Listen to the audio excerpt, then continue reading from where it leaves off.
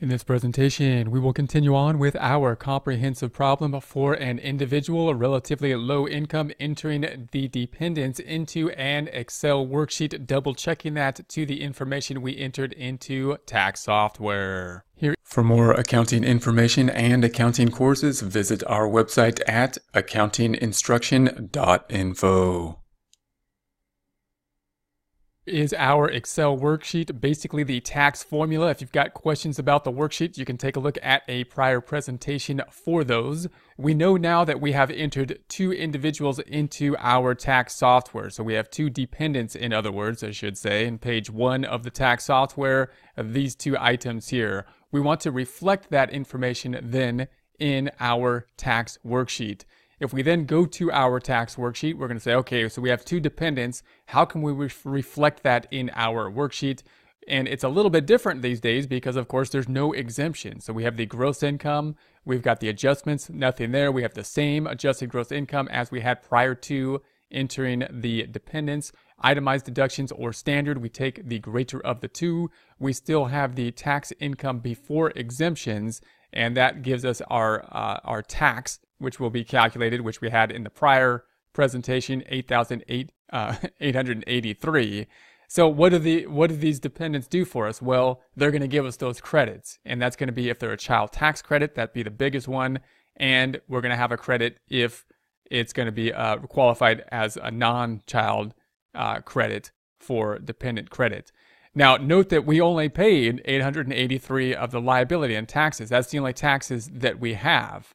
Before we included the dependents, we then had payments and other credits of 4,036. And we can see that in the credits and payments, that being the amount of payment we took from the W-2 and the amount of earned income tax credit. These items could change now. The new item we have then is going to be the child tax credit. Now, this is a little bit tricky when we consider it because note, once again, that we're typically usually limited to the amount of income that we have.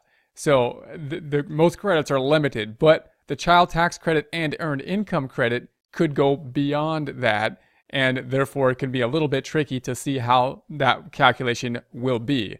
It's often useful then to check our work up to this point and then use the tax software to kind of check the credits and see if that makes sense working backwards from that, using once again the software with some of the more complex calculations within the worksheet. So we're going to go back to the software. We're going to say, okay, yeah, we have the same 20,800, the standard deduction. We have the taxable income. That all ties out. And then the tax is the same, 883. Then we have the payment of 921. That, of course, does not change. But we have the credit here, 883. That's the child tax credit before we had the child tax credit up to the amount of tax that we have, bringing the tax down to 0. And we also see that we have this amount of 1,400, which is going to be related to the child tax credit as well. If we go to the form 8821, we could see the calculation here, 2,500 total available, 883 is the amount of tax that we had, and the amount that we can take that will be refundable or go beyond the amount of tax that we owe is 1,400. So if we go back then to the form 1040, page 2, we see this 1,400. So in other words, this amount here for the child tax and this amount are the amount that we're getting for the child tax credit and other dependent credit. So that's going to be the 883 and the 1400.